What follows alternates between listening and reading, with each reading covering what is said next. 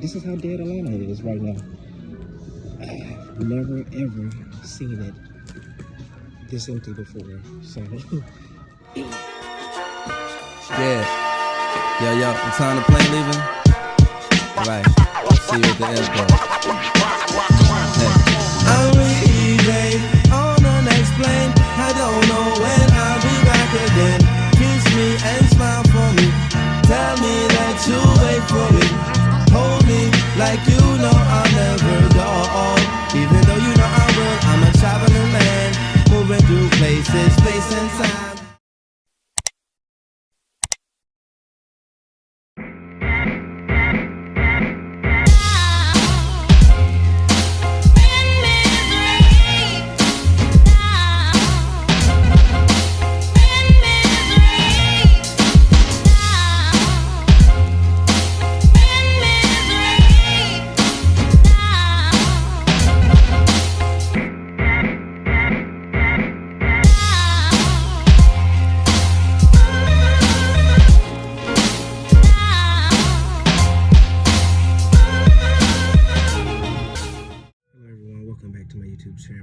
YouTube channel Traveling Gun. I am Thomas. I'm back with another, I guess you could call it a 4-day trip. But first I just want to say I hope everybody is doing okay during this time. I hope everyone's holding up mentally, physically, everything else that's in between with everything that's going on. I really sincerely do mean that from the bottom of my heart. So we're in the month of April and our schedule says flying has been reduced to almost 30%. You know, all of our lines are kind of being built up, made on the fly. I have literally a 25-minute flight to Chattanooga and back, and then I go home. Then I have to come back to the airport tomorrow to do some more turns, and then come back home again. So it's like they're eliminating a lot of our layovers. A lot of the schedule is built up on the fly. It's not like it was before where I had a set days of trips and I lay over somewhere. So this is where, you know, how it's going. I wasn't even supposed to be on the 200 today. Originally my trip was a 900, but they took all that away and they're just building schedules up on the fly. So after that, basically I work for 50 minutes, probably all of 50 minutes today, and then I'm done and I go back home. So yeah, you know what, I'll explain more passengers about the board. So I'll go into more details a little bit later on. Hopefully I have enough sit once I get to Chattanooga. I can kind of explain, because I have 5 passengers on the plane. That's it, 5. So I'll see you guys in a few minutes. So this is what we're doing now for the passengers. If they actually want a snack or anything like that, their catering is actually, you know, giving us like these care packages, come with cheeses, cookies, napkins, water, and then I think that's like a wipe. So this is how we're being catered now, versus actually having to give them a water. You know, versus having to give them a water or anything like that. We just give them the care package, and we go from there. So how you doing, everyone? I'm here in Chattanooga. I have an hour-and-a-half sit until my next flight back to Atlanta. Flight was pretty much 28 minutes long. 3 paying passengers, 2 deadheaders is what I had. So with this whole build-up schedule line going, it's one of those, you don't know what you're going to get. It can change at any moment, because mainline is canceling flights as of now until the 5th. I think we don't have any flights going in and out of New York. Places where we've had so many flights, they've either dwindled down to 1 or 2 flights. It's just, you know, it's just ever changing. Like, this is one of those jobs where you have to adapt to what's going on. I don't know what May is looking like. I'm just debating if I should take the voluntary leave of absence, because a lot of people are getting, you know, the unemployment and things like that. So I just, you know, I didn't take it for April. because I know there's I just wanted to see how April will play out. And I know there are also a lot of people who actually need it to be off because they have children who need, who school has been canceled. So I just let them do those things. And I wish I could see what May looks like, and I don't think it's going to be any better than what it is now. So, another thing, although I was awarded 80-something hours for the month, they took those all the way, dwindled down to like 7, and then they started building my line again. Now I'm at 17, but I still get paid for the 80-something hours that I was originally awarded. Regardless of how much I work this month, I'm paid protected, so I still get paid the 80-something hours that I was awarded for the month. I just don't get the per diem, but I get the credit hours. So that's one good thing about this. I still get paid the same amount of credit hours that I was awarded, but I don't think I will be as lucky in May. I think it's going to be a lot less hours in May. So it's one of those things I'm in a toss-up of how I'm going to bid for May. Hopefully by the 10th of this month, which is usually when bidding opens, we'll have a bid pack so we can kind of see what the lines will look like. So I'm trying to take me a little quick nap before these passengers get on board, and I guess I'll see you guys when I get to Atlanta. Hello everybody. So day 1 is complete for me. I'm back in my car. I technically had time available from like 5 to 7, and they gave me a hotel, but I'm not gonna stay at the hotel. We usually since our new contract happened, we have base in hotel in base, I should say, but I'm not gonna take it. Usually normally under normal circumstances I would, as far as I worked an hour today pretty much, and now I gotta go back home. And like I said, if you watched before, I live 40 minutes from the airport, but since gas is cheap now, like $1.40, I'm gonna just go home and come back in the morning and continue my trip. But what I would say to a lot of people, like, continue to do the things that you normally do, as if, let's say for instance with me, even though my flights are not full, I still go through everything as if it was a full flight, because I don't want to develop any bad habits. And I would say that to anybody that's doing any type of job where you know, maybe it's not a lot of people there, but continue to do your normal routine, so that way you won't develop any bad habits and something happen because you missed a step. So with the exception when I don't have any passengers, I don't have to do a safety demo or announcements or anything like that. I just do my pre-flight checks. But even if I have one passenger, I'm still walking through to make sure their bag is under the seat, all safety precautions and things like that. So that's what I would say about this. Even, just continue your daily routine, your normal routine. Don't create any bad habits for yourself, and stay safe. That's the only thing I can say. So I guess I'll see you guys tomorrow for day 2 when I report back to the airport again. Good morning, everybody. Welcome back to day 2 of 4. So I was on time available this morning from 8 till, it's supposed to be until 8 till 9 or something like that, but in our contract we don't have to be at the airport for time available. We don't have to report for that, so I'm just reporting my regular hour before the flight. So I do another turn today from Atlanta to Roanoke, Virginia. Have a 6-hour sit. Yeah, you heard it right, 6-hour sit in Roanoke, Virginia, and then I come back. I'm done. Tomorrow I don't have anything on my schedule so far for tomorrow besides time available. So that's where we're at with my schedule so far. I recently overheard, like I said, I watch the news one time a day. And yesterday when I got home, I watched the news and it said Atlanta Airport on last Saturday, on an average, has 600,000 passengers. Last Saturday it was at 38,000 passengers. That's a big drop off.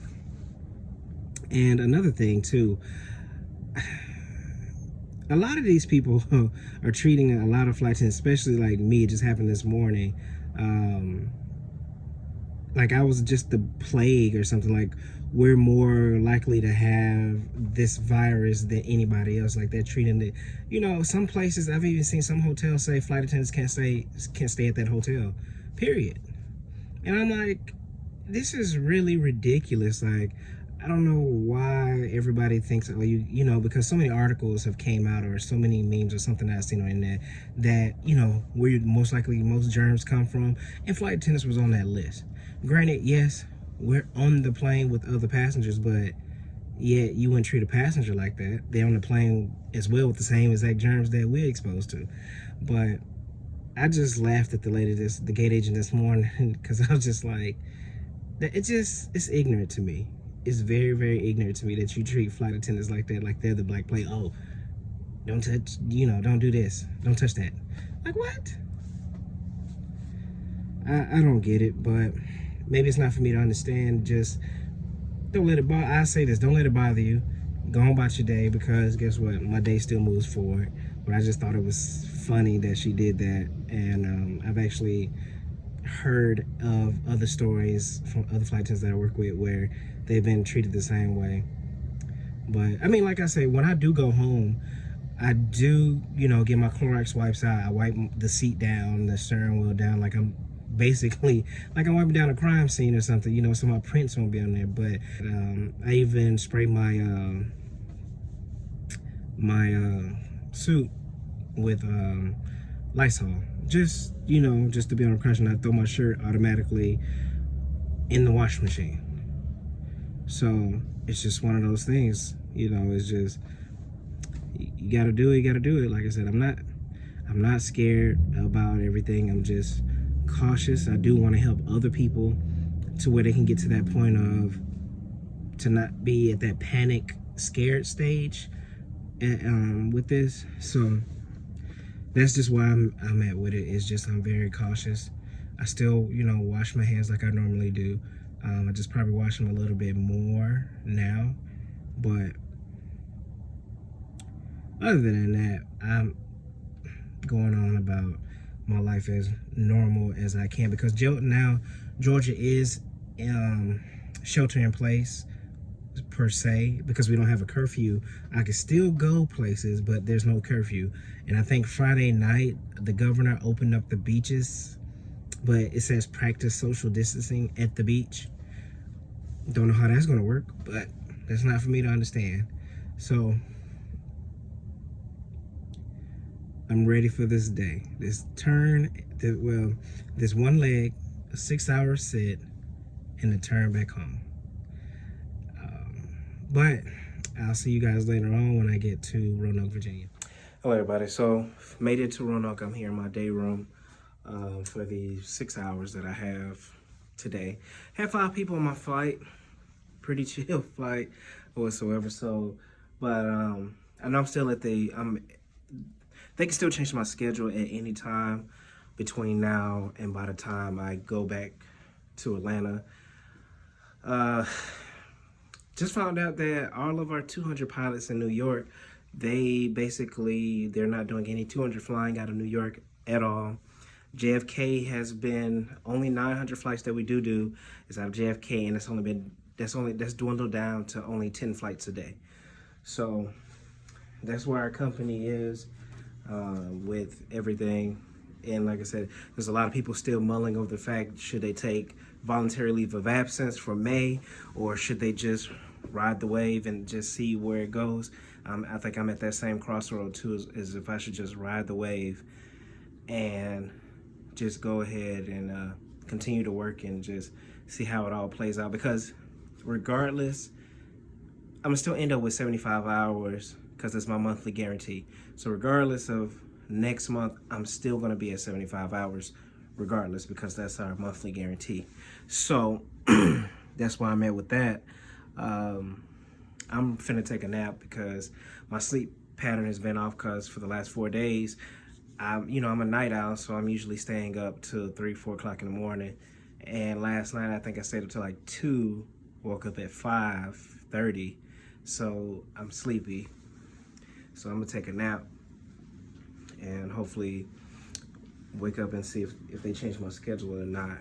But I'll see you guys later. Hello, everybody. Welcome to day 3 of 4 of my 4-day trip. I was on time available today. I'm trying to find this. Oh, there you go. I was on time available today from 2:14 to 8 o'clock. Didn't think they were going to call me, but they did. So they called me to do an overnight in Lafayette, Louisiana. So talking to my flying partner, she said that it originally was a 200 and it recently was upgraded. It was 20 people on this flight. That's the most passengers I've had on the flight since everything just went down. This morning I went searching for toilet paper because I have 1 roll left in the house, and I think I went to probably like 9 stores. I went to 3 Walmarts, Publix, Kroger, Food Depot, Whole Foods, Sprouts, Dollar General, Dollar Tree, Aldi's, and came up empty. So I don't know what I'm gonna do. So I guess I'm gonna have to try again tomorrow with the toilet tissue thing. And I was gonna, I didn't think they were gonna call me because I was gonna make some Iranian kebabs that I saw one of my favorite food travelers eat in Iran last night. So I was gonna make them today if they didn't call me. Luckily, I didn't start anything, so they didn't. So when they called me, I just immediately left, which they gave me like an hour and 40 minutes to get to the gate because they called me at 3:59 and my report time was 5:05. So I had to hurry up and get to the airport, which brings me to my next point. Read your contract. Had I canceled the hotel, because they give us a hotel in base now. Had I canceled the hotel in base, they would have gave me a 2-hour call out versus the hour and some change call out that I did get. So that's on me that I didn't know that part about the contract. That if I cancel a hotel in base and I'm on time available the next day, they have to give me a 2-hour call out. Because what's the purpose if I don't have to be up the next day early? There's no point in me taking a hotel, and I'm gonna just go home. So tomorrow I do Lafayette to Atlanta to Gulfport back to Atlanta. I was originally supposed to go to Gainesville, but they took that off. I'm assuming that it canceled. So I get done a lot earlier on go home day than I was originally. So that's a good thing. But I was totally not prepared with whatever's in my bag that I had from the beginning of this trip, just in case they had given me a layover somewhere. So, yeah, read your contract. I suggest all flight attendants know your contract, know what they can do. So this is on me. I'm not blaming nobody. This on me that I didn't know I should just go ahead and cancel the hotel in base and then give me a 2-hour call out. And come to find out, they're not even using reserves. They're actually calling line holders first that are on time available. So, and again, I'm still debating on if I want to take the leave or not. And, it's just one of those things. So, I have a 6:45 report time in the morning. So, being that I'm not prepared, I didn't prepare anything to eat, I have to go buy some food now. So, I'm going to go eat. See you guys in the morning or go home day. Yeah, I'll see y'all later. Good morning, everybody. Welcome to another day for me. I'm just go home day. I guess if you could say I'm going home, but it's the end of the 4-day trip of this unorthodox 4-day trip that I have that is not normal, I should say. I'm finna leave Louisiana, and I looked at the flight loads. We have like supposedly 30 people going to Atlanta and going to different places. So, this is what it's gonna be like from now for a while, from what I'm hearing as far as how my trips are gonna be very unorthodox, and it's gonna be like a build-up schedule as far as my trips go. So it is what it is. It's part of the business. You just have to roll with the punches and just basically adapt to the situation that you're presented and try to play the cards that you're dealt. I know some people, they've taken the leave, and with the CARES Act, you get an extra, I believe it's $600 in certain states for up to 4 months, plus unemployment. So some people chose to take that option. I'm still debating if I should take that option, as well as just the fact of I can only go to the grocery store so many times, and with everything being closed, me being in the house all day, I mean, it's not like I need to go anywhere, but I don't think I could do that every single day for 30 days, But I probably could, but the thing is, I don't think I want to. So it's still a decision that I'm mulling over if I should take the leave and, file for unemployment. But I think I might. What I think I might do is still just work and just ride it out. Because it's what I feel like I am gonna do is just ride it out and continue to work and just do my best to be careful and be safe. So I'll see you guys on my next vlog. I hope everyone is out there, like I said earlier, is holding up mentally, physically, everything in between. Just don't worry. Everything is going to be okay. It's going to work itself out in the end. And just whatever you believe in, whatever religion, just make sure you just pray. But as I was saying before, just know that everything will be all right. It's going to get better. This is probably just something that we're just probably going to eventually have to live with. Roll with the punches. And I want to thank you all for watching. Make sure you like, subscribe, comment. Also, I made a Facebook page for my YouTube channel, finally. So you can also check out my Facebook page. I'll start posting pictures from my day trips that I've taken already that I haven't made videos for. So you can go check that out. I'll leave the link in the description. I want to thank you all for watching. I'm Traveling Gun. Y'all have a great day. On the next plane, I don't know.